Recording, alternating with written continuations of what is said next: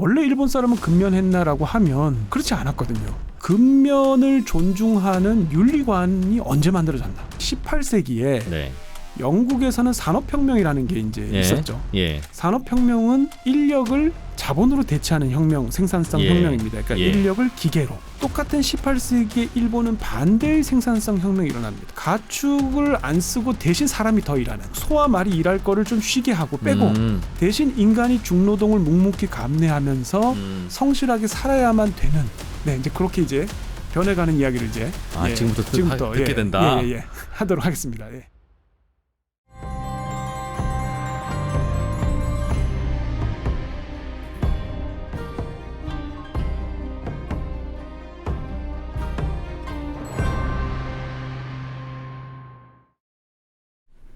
네, 자 오늘도 이제 슬슬 여러분들 사이에서 입소문이 퍼지고 점점 요거 보러 들어오시는 분들이 많아지고 있는 이창민의 일본 정독 시리즈, 오늘은 이제 세 번째 시간입니다. 한국외대 이창민 융합 일본 지역학부 교수님과 함께 일본 경제의 속사를 차근차근 하나씩 이제 살펴보고 있는데, 오늘은 일본 현재의 경제가 만들어지는 어떤 가장 큰 이벤트였다고 전문가들이 꼽는 메이지 유신 이야기를 또 이렇게 새로운 시각으로 재밌게 좀 들어보겠습니다. 이창민 교수님 어서 오십시오. 예, 반갑습니다. 네, 제가 보기에는 이제 오늘까지도 계속 재밌으면 네네. 요거는 이제 보통 뜬다. 예. 그래서 저희도 여기서 멈추고 이걸 유료화를 해버릴까? 아니면 그냥 그래 우리 또 뭐 사회환원하는 차원에서 계속 무료로 풀까? 요 회의를 요 끝나고 좀 해보려고 합니다. 굉장히 중요하다. 막중한 책임을 드리고, 사실은 이 메이지 유신이라고 하는 이 이벤트가 어찌 보면 일본을 동아시아에서 사실상 유일한 선진국, 그렇죠. 서양과 겨룰 수 있는 선진국으로 발돋움하게 만든 계기. 네네. 라고들 꼽더군요. 네. 저도 거기까지는 아는데 네. 그럼 그게 뭐야? 라고 물으면 모릅니다. 네. 그래서 오늘은 뭐야? 라고 물었을 때 저도 어디 가서 설명할 수 있게 그 얘기를 좀 잘 담아주시면 좋겠어요. 메이지 유신 이야기를 뭐 좀 오늘은 배울 텐데 뭐부터 좀 이야기를 시작하면 좋습니까? 요게 이제 메이지 이신, 명치 유신, 일본어로는 메이지 이신. 네. 근데 이 메이지 이신이 굉장히 사실은 짧은 사건처럼 보이지만 그 앞에 이제 단계적인 어떤 과정 이런 것들도 있기 때문에 네. 일단은 뭐 제가 한번 설명할 수 있는 것만큼 그 전후에 전후 과정을 한번 설명을 드리면, 배경. 일단 제가 이제 이프로님께 질문을 하나 드리고 싶은데, 네. 경제가 성장하기 위해서 가장 본질적으로 필요한 요소가 뭐일까요? 경제가 성장하려면 네. 저는 개인적으로는 네네. 미안하지만 경제를 성장하는 건 뭔가 이제 사람들이 좋아할 만한 걸 생산을 해내야 되는데 네. 요거를 생산해내는 기술은 사람마다 다르다. 그래서 돈 버는 기술, 좋은 거 만들어내는 기술도 요것도 기술이고 그런 소질 있는 사람이 있어요. 네네네. 그런데 그 소질 있는 사람이 그런 거를 잘 만들어냈을 때는 배 아프지만 얘 부자 되도록 만들어줘야 그놈도 신나서 더 개발하고 하고 우리가 그 콩고물 뜯어먹는 건데 요걸 요 자식이 혼자 돈 벌어? 라고 하는 식으로 콱 쥐어받고 다 뜯어가고 뺏어가고 그러면 주변에서 저거 보다가 여기서는 이런 거 함부로 하면 다 뜯기는구나. 그냥 대가리 그냥 쳐박고 그냥 농사 짓고 살자가 돼서, 그래서 발전 안 한다. 자본주의가 성장하고 공산주의가 망하는 이유는 뭐 착한 사람 나쁜 사람이 아니라 여기에서는 욕심을 보장해주고 여기는 욕심을 못 부리게 자꾸 탄압하니까 이게 그렇게 되는 거다라고 생각합니다. 맞으면 맞다. 틀리면 이건 맞다. 뭐 너무 정답이라서. 이 프로가 이런 이창민의 일본 정독을 이 프로가 진행하는 이유가 있습니다. 그런 것 같습니다. 네. 너무 제가 지금 깜짝 놀랐습니다. 너무 정답이라서 이미 뭐 입을 맞춘 것처럼 너무 정확하게 말씀하셔가지고 이게 이제 사실 이제 그래도 이제 제가 설명을 좀 드리면 이걸 요즘 정치한 질문으로 좀 바꾸면, 인구가 감소하지 않으면서 1인당 GDP가 지속적으로 성장하기 위해서는 뭐가 제일 필요할까라는 이제 좀 학술적인 질문으로 바꿀 수 있고, 요거는 이제 조금 더 학술적으로 얘기하면 이제 멜서스의 덫에서 탈출하려면 뭐가 필요할까라는 질문으로도 바꿀 수가 있습니다. 이제 멜서스의 덫이 뭔데요? 덫이 이제 저희 이제 학창 시절에 이제 배우지만은 이제 뭐 그런 얘기 있잖아요. 인구는 식량은 산술급수적으로 증가하지만 뭐 인구는 기하급수적으로 증가하니까 어느 정도 인구가 증가하게 되면은 뭐 예방적 제어나 적극적 제어가 이제 작용하게 돼서 인구가 일정 수준 이상을 넘어갈 수 없는 그런 상태를 멜서스이안 트랩이라고 이렇게 얘기하잖아요. 이게 이제 근대가 됐냐 안 됐냐를 구분하는 거죠. 그래서 우리가 이제 근대 경제 성장이라고 얘기하는데 요거를 이제 일찍이 이제 경제학자들이 고민하면서 이 책을 이제 낸 게 요 이제 제가 자료를 보시면 요 더글라스 노스하고 로버트 토머스가 쓴 이 서양 세계의 뭐라고 할까요? The Rise of the Western World거든요. 네. 요게 이제 1973년에 나온 책인데 요 사람들이 보니까 서양 세계가 일찍이 멜서스 덫에서 탈출하고 근대적 경제 성장을 할 수 있었던 이유는 여러 가지 보니까 뭐 자본 축적도 있고 규모의 경제성도 있고 교육도 있고 여러 가지 있는데 요거는 경제 성장의 원인이기도 하지만 또 보니까 경제 성장의 결과이기도 하더라. 좀 더 본질적인 게 있더라. 근데 그 본질적인 게 뭐냐라고 하니까 효율적인 경제 제도가 필요하더라. 제도가 문제였다. 네, 라는 게 결론입니다. 근데 과연 이 효율적인 경제 제도라는 게 뭐냐? 이 거래 비용을 절감해서 개인의 편익을 사회적 편익으로 근접시킬 수 있는 제도다 이렇게 하는데 이거 좀 말이 어렵잖아요. 네네. 그래서 하여튼 이것저것 다 떼고 결론은 뭐냐면 두 가지 조건이 달성돼야 됩니다. 경제가 성장하려면 제도적으로 효율적 경제 제도가 탄생하려면 첫 번째 계약 이행의 강제성이 보장돼야 됩니다. 두 번째 국가에 의한 소유권 보호가 이루어져야 됩니다.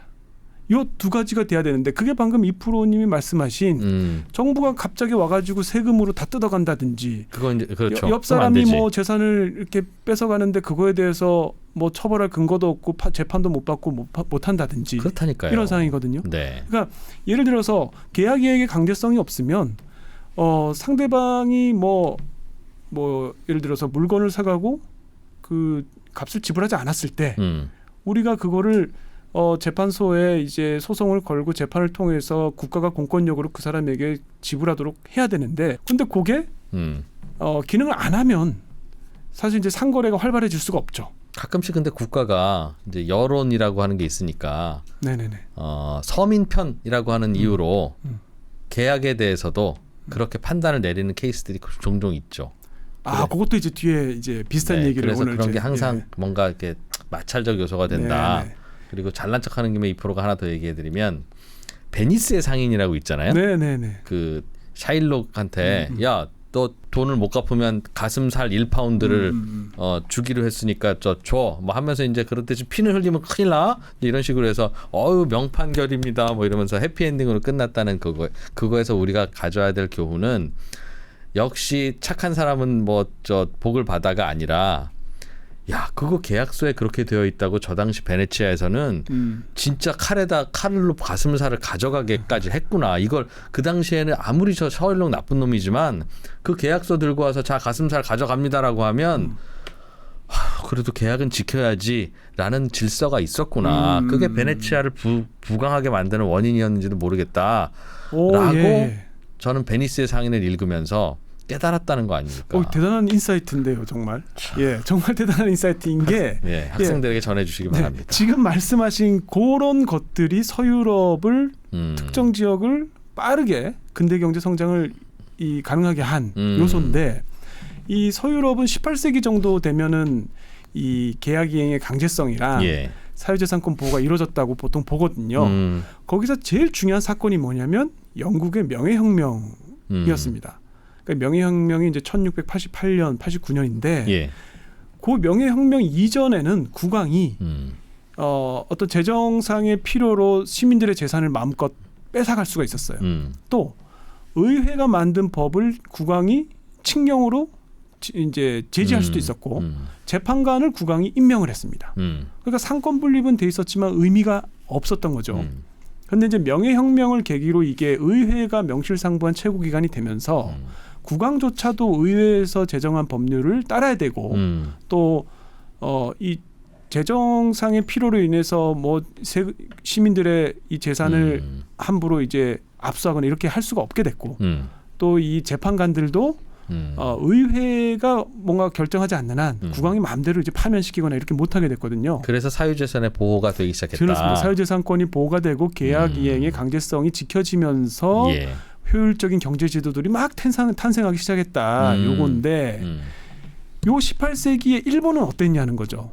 일본은 어땠어요? 일본은 그런 제도가 정립이 되어 있었습니까? 네, 그 얘기를 이제 하려고 합니다. 궁금하네. 예, 18세기 일본은 저희 지난 시간에 살펴본 것처럼 상인들이 쌀 증권 거래하고 선물 거래하고 뭐 엄청나게 반대매매 나가고 차익 정산하는 걸로 봐서 차익 정산하고 뭔가 계약이 잘 지켜졌을 것 같은데요. 잘 지켜졌고 그러면서 부를 축적할 수 있었잖아요.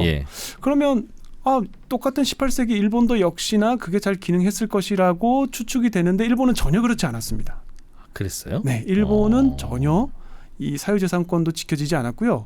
계약 이행의 강제성도 보장이 안 됐습니다. 그럼 금융거래를 어떻게 해요? 상거래 어떻게 해요? 그 설명을 드리려고 하는 건데요. 요 이제 자료를 한번 보시면 지난 시간 이제 복습이 될 텐데 에도 시대는 이제 막부를 이제 쇼군이 도쿠가와 집안에서 이제 막부 에도 막부에서 요 직할령을 다스리고 나머지 지방은 이제 다이묘라는 영주들이 먼주들이 이제 지방을 다스렸다 이랬잖아요. 근데 이게 삼권 분립이 제대로 안 돼 있어서 이 막부의 쇼군과 지방의 다이묘들이 이 재판도 동시에 이제 담당을 했었습니다. 맨 왼쪽에 이제 쇼군이 정점에 있고, 그 밑에 이제 정부 기관인데요. 여기 보면은 이제 그 세 개 제가 동그라미 쳐놓은 세 개가 있는데, 지샤부교, 칸조부교, 마치부교 이렇게 이제 세 개가 있거든요. 요게 이제 재판 기능을 하는 거였어요. 근데 이제 지샤부교는 이제 사원이 소유한 땅에서 발생한 어떤 소송이나 재판을 담당하는 기관이고, 칸조부교는 이 에도 막부의 재정이나 이제 막부 관할지에서 발생한 소송 이런 것들 담당하는 거고, 그 다음에 이제 마치부교는 도쿄하고 오사카 이게 2대 도시 제일 큰 도시니까요. 요 2대 도시에서 발생한 소송이나 재판을 담당하는 부서인데 나머지 이제 지방은 각각의 이제 번주들이 이제 재판과 소송을 담당을 했습니다. 그러니까 이거 비유를 들면. 서울하고 부산은 대통령 직할의 기구가 재판과 소송을 담당하고 나머지 지역은 도지사들이 재판을 담당하는 그런 시스템. 그러니까 행정권과 사법권이 결합이 돼 있는. 원래 우리나라도 사또가 행정도 하고 자식 일로 와. 그렇죠. 네 죄를 알렸다. 그러면 이제 그 사법도 하는 거죠. 똑같습니다. 그러니까 이제 그때 뭐 호방, 뭐 이방 있듯이 그 지방 행정관이 이제 사법기관인 그런 이제 시스템인데 문제는 이 재판을 보면 오늘날처럼 이제 형사소송도 있고 민사소송도 있었습니다. 그래서 이제 자료를 보시면 형사소송은 이제 긴미스지라고 얘기하고 민사소송은 이제 데이리스지인데 우리가 이제 관심 있는 건 민사소송이죠. 돈 거래에 계약의 있어서 안정성이나 이런 재산, 사유재산권을 보호하느냐의 문제니까. 민사소송에 이제 관련된 건데 그 민사소송 종류가 크게 세 가지가 있었어요. 나카마고토, 카네쿠지, hon쿠지 이렇게 세 가지가 있는데 이 중에서 나카마고토가 이제 계약이나 이익 배분에 관련한 소송이고 카네쿠지는 차입금에 대한 이자라든지 무담보 채권에 대한 소송이었습니다. 그다음에 이제 hon쿠지라고 하는 거는 영주들 간의 어떤 영지 다툼이라든지 뭐 이런 것들 또 영지 보통 이제 영지 내에서는 그 번주가 재판을 담당하지만 이 번주가 담당할 수 없는 어떤 영지의 사건들 이런 것들은 이제 막부에서 중앙정부가 이제 담당을 했는데 문제는 이 재판을 소송을 수리하는 정도가 좀 달랐습니다. 수리하는 정도? 네네네. 무슨 말이냐면 여기 제가 가장 빨갛게 칠한 hon쿠지. hon쿠지는 거의 100% 소송을 수리해 줬어요. 정부에서. 수리해 준다는 게 무슨 뜻이에요? 재판이 열리고 실제로 이제 처벌도 하고 뭐 공권력을 이용해서 뭐 이렇게 해라 하고. 명령을 하고 이런 거죠. 그런데 나카마고토는 거의 수리를 안 했습니다. 알아서 하라 그랬어요. 합의를 종용하고 그냥 재판을 하더라도 그게 네가 한 200만 주면 되겠구만. 그런 식으로 처리한 거죠. 그다음에 카네쿠지는 그 중간쯤 됐습니다. 그러니까 우리가 생각하는 어떤 계약에 관계된 나카마고토하고 카네쿠지가 생각보다 이게 소송이 잘 원활하게 안 된 거예요. 왜 그래 왜요 네. 왜? 아까 이제 제가 지난 시간에도 그 말씀드렸는데 산업공상의 신분제도 하에서 사무라이들이 이제 가장 이 신분이 높지만 그래서 산업공상에서 사가 사무라이죠. 그 무사의 사니까 예 사무라이. 네. 예. 그런데 이제 이 사무라이들이 사실 전쟁이 없는 평화로운 시대이다 보니까 이게 뭐 돈 벌 방법이 딱히 없는 거예요. 그냥 월급 나오는 그게 다고. 예. 결국 이제 시대가 뒤로 가면 갈수록 사무라이들이 굉장히 곤궁해지거든요, 생활이. 네. 그래서 만성적으로 상인들한테 차입을 하기서 차입 상태가 됩니다. 네. 계속 돈을 꾸는 거예요. 아, 네. 그래서 이제 소송이 쌓이는데 그러면 이제 이 상인들이 채권 추심을 하죠. 그렇겠죠. 네, 돈 내라. 쉽지 않겠다. 갚아라. 칼든 사무라이한테 네. 돈 갚으라고 하는 게. 갚으라고 해서 안 갚으면 이제 소송을 제기하는 겁니다. 예. 근데 이제 사무라이는 사무라이대로 기분이 나쁜 거예요. 그렇죠. 이게 신분이 일부러 그랬냐? 네. 이게 지금 저 아래 것이 지금 돈 갚으라고 자꾸 종용하는 게 불만이 쌓이면서 이 사람들도 막부에 불만을 또 제기합니다. 그래서 불만이 쌓이고 소송이 쌓이고 막 쌓이면 이게 쌓이면 이제 막부가 해결해야 정부가 되는데. 고심하다가 뭘 하냐면 아이따이 스마시레라는 법령을 발표합니다. 아, 저 뭐예요? 이게 이제 상대 재령인데 상대가 이제 서로가 서로에게 알아서 처리해라. 이게 뭐냐면 소송 수리 거부입니다. 그럼 지금까지 신청한 소송 난 몰라. 알아서 해. 리셋. 니들끼리 여기서는 우리는 몰라. 그러니까 둘이서 뭐 합의를 보든 뭐 지금부터 벌어진 일만 하든. 일단 갖고 와. 그렇게 하는 거예요. 중간중간 한 번씩. 그러면 무사가 칼을 들고 있잖아요. 야, 그거 어떻게 해? 그게 안 받을 수가 되니까 없는 재판을 거죠. 건 건데. 근데 재판이 그냥 소송 수리 거부. 그럼 사실상 무사편 들어준 거네요, 그죠? 그렇죠. 그래서 이게 한 180년 동안 10차례 정도, 20년에 한 번꼴로 있었습니다. 예. 그런데 이거는 채권은 소멸되지 않고 살아 있어요. 뭐 의미는 없지만 채권은 살아 있어도 안 갚으면 그만인데 그러니까 강제 추심의 방법은 방법이 없는 거죠. 근데 아예 채권이 소멸하는 법령도 몇 개 있었어요. 그 기엔레라고 해서 기엔레라는 건 뭐냐면 아예 채권이 소멸해 버려. 없었던 일로 해. 없었던 일로 해라. 이거를 한 3번 정도 또 합니다. 근데 요 비슷한 것들이 꽤 있거든요. 그러니까 중간중간에 이름은 바뀌지만 결국에는 뭐 돈 빌려주고 받은 보장이 없는 거예요. 재판을 소송을 걸어도 이게 해결이 안 되는 거예요. 그러니까 국가에 의한 어떤 그런 사유재산권 보장도 안 됐고 계약 이행의 강제성이 전혀 지켜지지 않았던 사회죠. 그러면 이제 우리는 질문이 이제 좀 바꿔야 되는 거죠. 아니 일본의 에도 시대 근세 사회가 이렇게 계약 집행의 강제성도 없고 사유재산권 보호도 안 됐는데 아니 그럼 어떻게 상인들은 이 상업자본을 축적할 수 있었냐는 거죠. 상거래를 활발하게 진행하고 이 질문을 조금 바꾸면 상인들이 어떻게 부정행위를 예방하고 적발할 수 있었지? 그러니까 돈 떼먹는 이 중개인들이나 뭐 돈 떼먹는 상인들 또는 돈 떼먹는 무사들은 어쩔 수 없다 치고 상인 간의 거래에 있어서 누가 부정행위를 저질렀을 때 소송을 걸어봐야 해결이 안 되는데 그런데 어떻게 이 상거래를 할 수 있었냐는 거죠. 그게 그렇게 뭔가 리걸 시스템이 안 갖춰졌을 때는 미국의 경우에는 마을 보안관 자치를 해가지고 그냥 하는 거지. 사실은 뭐 그거 아니면 모르겠습니다. 그 자치보안관에서 자치는 맞습니다. 네. 근데 누군가가 이제 어떤 공권력을 가진 사람이 개입을 하는 게 아니라 어떤 이제 시스템이 하나 이제 만들어지는데 어떻게 했을까? 그 시스템이 이제 가부나까마라는 시스템이에요. 가부나까마에서 가부가 주식할 때 주자입니다. 그래서 이 가부를 나누어 갖는 동업자 조직을 우리가 나까마가 친구거든요. 그러니까 주식 친구예요.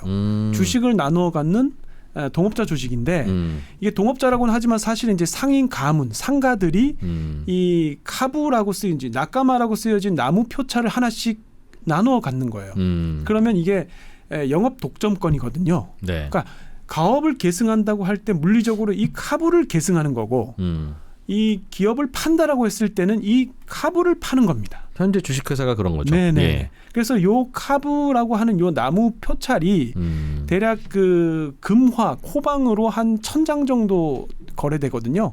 4억 원 정도 됩니다. 지금 카부 하나가? 그러니까 이 4억 원 정도를 내면 요거를 장사할 수 있는 독점 권한을 얻는 거예요. 이 정부에 내는 게 아니고요. 그 동업자 조직에 내는 겁니다. 예를 들면 어디 시장에서 네. 장사하고 싶으면 그 시장 상인조합한테 그렇죠. 4억 원 내고 저거 받으면 그렇죠. 호떡은 너만 팔 수 그러니까 있어. 이게 택시 할 때 그 개인 택시 라이센스. 네, 그런 느낌인 거예요. 예. 그래서 당시에 이제 금리가 한 18%에서 20%였기 때문에 요거를 인수했다라고 하면 대략 연간 한 7,800만 원에서 8천만 원 정도의 수익을 예상할 수 있는 경제 구조인 거죠. 우리가 이제 그러네요. 예, 평균적으로 생각했을 때. 그러니까 1년에 한 1억 좀 벌 수 있어야 4억 주고 저걸 사겠네요. 그렇죠. 네네. 그런 예. 이제 경제 시스템이었고 예. 요게 이제 쌀 카브나까마, 소금 카브나까마 이렇게 품목별로 있었습니다. 네네. 그래서 작은 경우에는 이제 상가들이 한 2개 정도 뭉쳐서 하나의 카브나까마를 구성하기도 하고 많게는 한 190개 정도 상가가 뭉쳐서 하나의 카브나까마를 구성했습니다. 네. 그래서 요게 이제 카브나까마에 들어야지만 상거래를 할 수가 있는 거예요. 그 시장에서 장사할 수 있다. 그렇죠. 네네네. 그럼 그래서 처벌을 말을 안 듣고 계약을 어기는 사람을 처벌을 저 안에서는 어떻게 합니까? 이 낙가마에서 이제 정하는 겁니다. 네. 보증금 바꿨으니까. 네네. 요 낙가마가 이제 요리아이라 그래서 이제 이사회도 있고 예. 묘지라고 해가지고 이 이사 중에 제일 높은 이 대표도 있고 대표이사도 있고 이런 식으로 해서 이제 조직을 구성하는데 제가 이제 예를 들어서 이런 상황을 한번 생각을 해봤습니다. 우리가 이제 쌀 얘기를 많이 했으니까요. 예. 쌀의 이제 실물 유통을 한번 생각을 해보면 이제 쌀 카브나까마가 있고 예. 쌀을 이제 생산자가 생산을 하면 A 중개인이 이제 쌀을 실어오겠죠. 그러고 나서 이제 카브나까마 상인 중에 누가 하나가 이제 요거를 뭐 매입해서 네. 다시 이제 B 중개인에게 팔 거고. 네. 그럼 이제 소비자에게 전달이 되는 시스템인데 여기 이 상인들은 사실 이제 도매상이고 개인이 아니라 이제 상가라고 하는 하나의 이제 기업이라고 생각하시면 됩니다. 그래서 네모 안에 있는 걸 가락동 농수산시장이라고 보면 되겠네요. 그렇죠. 예, 그 상인 조합이 있는 거예요. 카브나까마가. 예. 그런데 당시에는 이제 외상거래가 일반적이었기 때문에 4일 뒤에 저 현금을 뭐 결제를 하든지 10일 뒤에 하든지 아니면 절기별로 하든지 뭐 이런 식으로 돼 있었거든요. 그래서 예를 들어서 여기 이제 비중개인이 결제 대금을 지불하지 않고 도망을 갔다. 예. 그래서 뭐 이렇게 했다.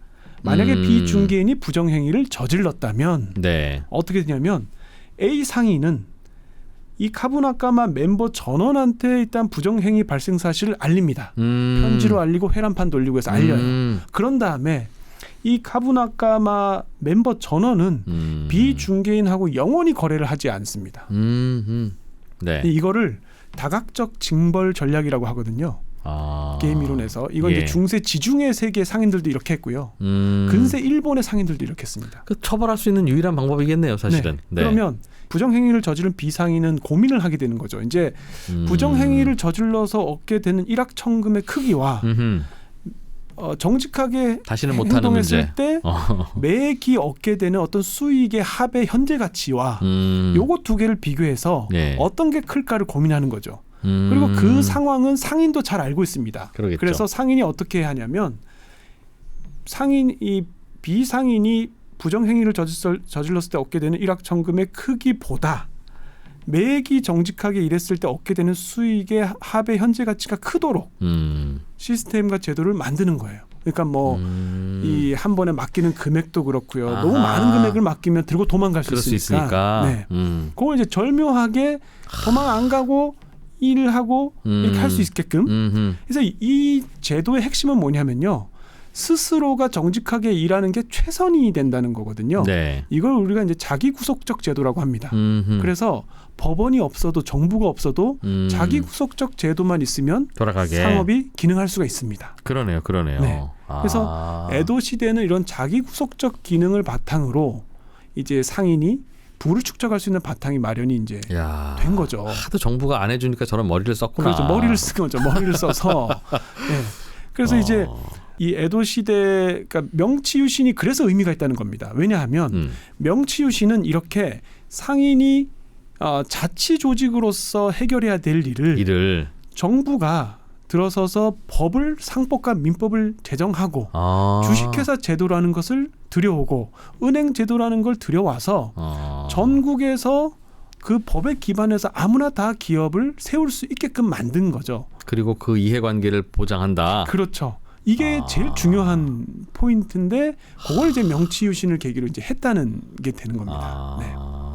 그러니까 저 카브나카만 만들고 유지하고 하는 비용을 상인들이 이제 안 써도 되고, 그렇죠.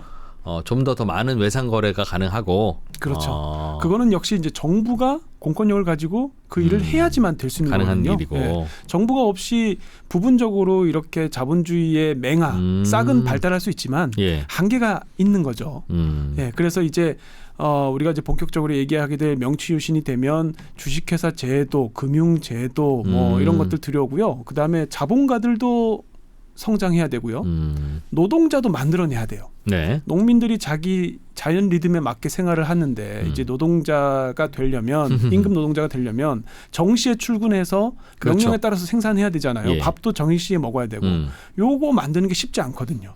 그래서 이제 그것도 만들어야 되고 그러니까 자본주의가 성장을 만들 게 많은데 일단 처음에 말씀드릴 게 뭐냐면 근면을 존중하는 윤리관이 언제 만들어졌나?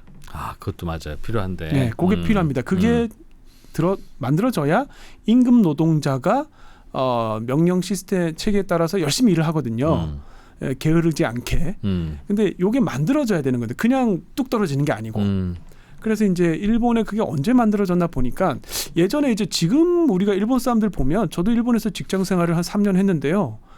일본 사람들 굉장히 부지런하고 근면해요. 그래서 이제 마지메하다는 일본어로 이제 근면하다라는 칭찬이 되게 좋은 칭찬인데 근데 이 사람들이 원래 일본 사람은 근면했나라고 하면 그렇지 않았거든요. 옛날에 이제 서양 사람들이 일본에 처음 와서 광경을 보고 남긴 기록들이 있잖아요. 이거 보면 이 민족은 게으르고 놀기 좋아한다. 다 이렇게 써 있어요. 네. 그랬어요? 네, 그래서 일본 사람들이 게으르다는 거는 부지런하다는 거는 이게 근대 이후에 생긴 나중에 개념이다. 바뀐 거다 그게. 네, 이런 이제 학설이 있습니다. 근데 사실 이제 사람은 내버려두면 게으르죠. 게으를 수밖에 어디나. 없죠. 네. 네. 근데 이제 언제 이제 이렇게 부지런함이, 그러니까 부지런해졌냐가 아니라 더 정확하게 말하면 근면이 굉장히 중요한 덕목이고 근면을 중요시하는 어떤 윤리관이 형성됐나. 그게 어떤 계기였냐? 네네. 그게 이제 18세기에 네. 영국에서는 산업혁명이라는 게 이제 있었죠. 예. 산업혁명은 인력을 자본으로 대체하는 혁명, 생산성 혁명입니다. 그러니까 인력을 기계로 생산성 혁명인데 똑같은 18세기에 일본은 반대의 생산성 혁명이 일어납니다. 기계를 자본을 인력으로. 인력으로. 그 당시 이제 자본이 기계는 없으니까 가축. 예. 가축을 안 쓰고 대신 사람이 더 일하는. 사람이 흔했군요. 흔해지는 거죠. 그래서 예. 그래서 가축, 소와 말이 일할 거를 좀 쉬게 하고 빼고 대신 인간이 중노동을 묵묵히 감내하면서 성실하게 살아야만 되는. 왜 그렇게 만들었어요? 왜? 네, 이제 그렇게 이제 변해가는 이야기를 이제 지금부터 듣게 된다. 하도록 하겠습니다. 예. 이 그래프를 하나 보시면요. 네. 근세 일본이 이제 17세기, 18세기, 19세기 전반 정도까지인데 17세기의 경지 면적과 인구가 폭발적으로 증가합니다. 파란 그래프가 네네, 인구니까. 파란색이 인구고 빨간색이 경지 면적인데 둘 다 두 개 가파르게 증가하네요. 17세기에 확 늘어나거든요. 네, 1680년도부터. 네네. 그 경지 면적 같은 경우는 에도 시대 전체 통틀어서 한 3분의 2 정도가 이때 다 만들어졌고, 그러니까 치수 사업, 개관 기술 이런 것들이, 관계 기술 이런 것들이 이제 발달하면서 농사질 수 있는 땅이 확 늘어난 거고, 인구도 1,500만 명에서 3,000만 명대로 이렇게 2배로 늘어났어요. 농사가 잘 되니까 뭐 많이 나왔겠죠. 그런데 이제 18세기가 되면 정체됩니다. 요거는 학설이 여러 가지가 있는데요. 이제 요때 등장한 게 근면혁명입니다. 정체되던 시기에. 네, 산업혁명을 인더스트리얼 레볼루션이라고 하잖아요. 근면혁명은 인더스트리어스 레볼루션. 근면하게 일해서 생산성을 겨우 조금 끌어올렸다. 경지 면적이나 인구가 늘어나는 데는 한계가 있으니. 네. 요즘 한국은행 총재가 우리한테 하던 얘기가 야, 금리 낮추고 돈 풀어서는 이제 한계가 있어 안 돼. 생산성을 높여야지. 생산성을 똑같은 시간 일하더라도 더 많이 부가가치를. 그겁니다. 그거 내네요. 그거. 그게 근면혁명인 거예요. 장시간 중노동을 열심히 일해서 생산성을 조금이라도 올리는 거. 하자. 네. 이게 농업혁명인데 요 영국의 농업혁명은 요거보다는 좀 일찍 일어났지만 영국의 농업혁명은 일본이랑 정반대거든요. 그러니까 인력을 덜 쓰고 가축을 더 투입해요. 그러니까 사람이 하던 일을 동물이 합니다. 근데 일본은 반대로 가축을 빼고 사람이 더 들어가요. 그래서 요 반대 혁명인데 요 차이가 뭐냐면 일단 경지 면적에 있어서 영국이 일본보다 경지 면적이 훨씬 넓었습니다. 그리고 영국은 또 이 식민지가 있었기 때문에 1인당 생산량이 중요했습니다. 1인당 농사질 수 있는 땅을 빨리빨리 확보하는 게 중요한 1인당 생산성이 중요했고 토지 대비 사람이 귀했다. 네네네. 희소했고 반면에 일본은 토지가 늘어나는 데는 한계가 있잖아요. 이미 개간은 끝났고. 사람 대비 토지가 귀했으니까 사람은 흔하다는. 그렇죠. 토지 단위당 생산성이 중요한. 네. 이 상태에서 일본은 결국에는 이 많은 인구를 부양하려면 곡식을 나달을 하나 심어도 많이 열리는 작물을 선택해야 되고 예. 또 이모작처럼 이제 토지를 여러 번 활용할 수 있어야 되는데 손 많이 가는 건 괜찮아. 네. 근데 이렇게 하려면은 시비법이 또 발달해야 돼요. 예. 비료를 충분히 넣어줘야 되니까 사람이 많이 써야 돼요. 근데 이게 가축을 키우는데도 사람이 필요한데 또 이제 사료작물도 필요하죠.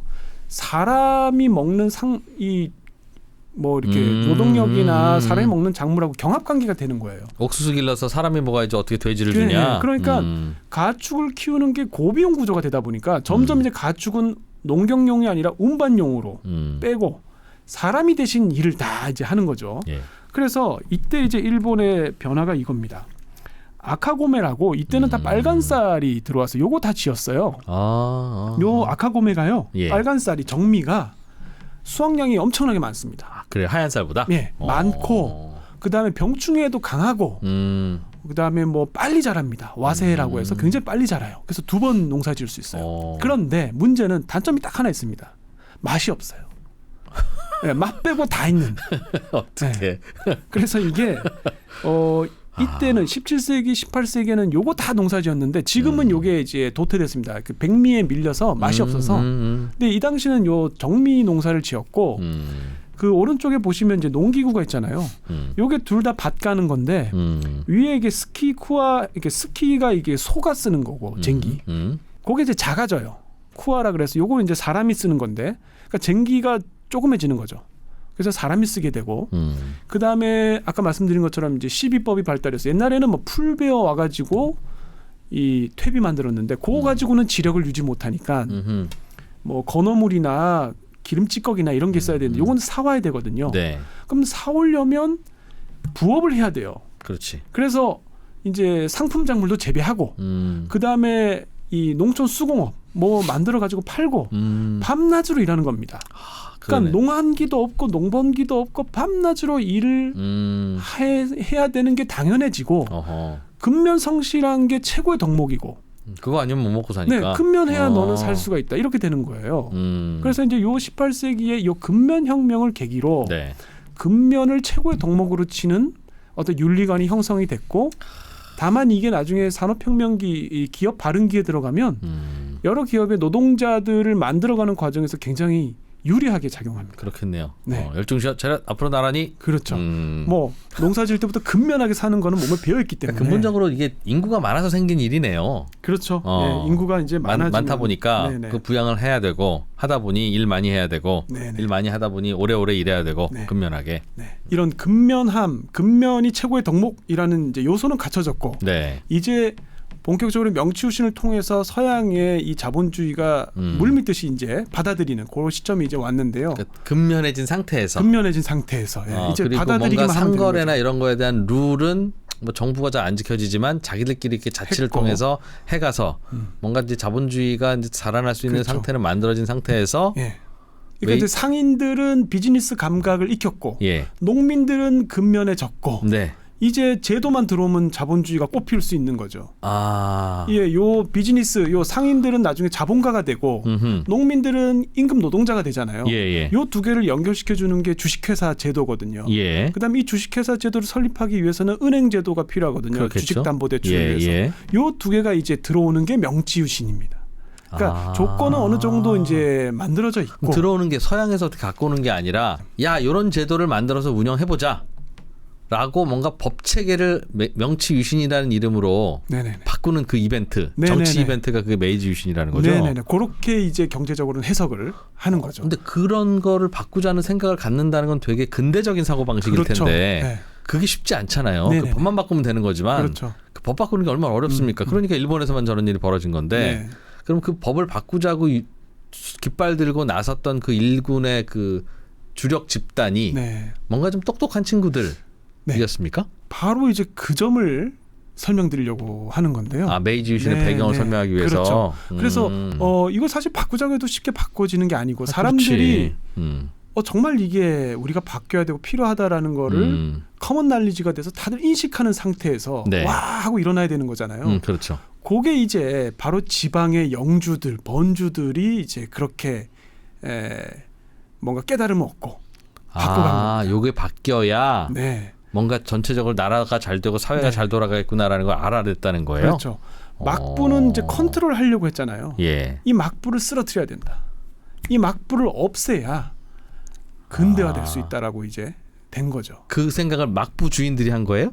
막부에서 한 게 아니고 지방의 번주들, 영주들, 사무라이들이 막부는 왕이고 사실상 그 쇼군이고 대통령이고 쇼군이고 저 지방 변방에 이제 설명드릴 그 초슈 사츠마라는 그 번에서 신정부를 만든 겁니다.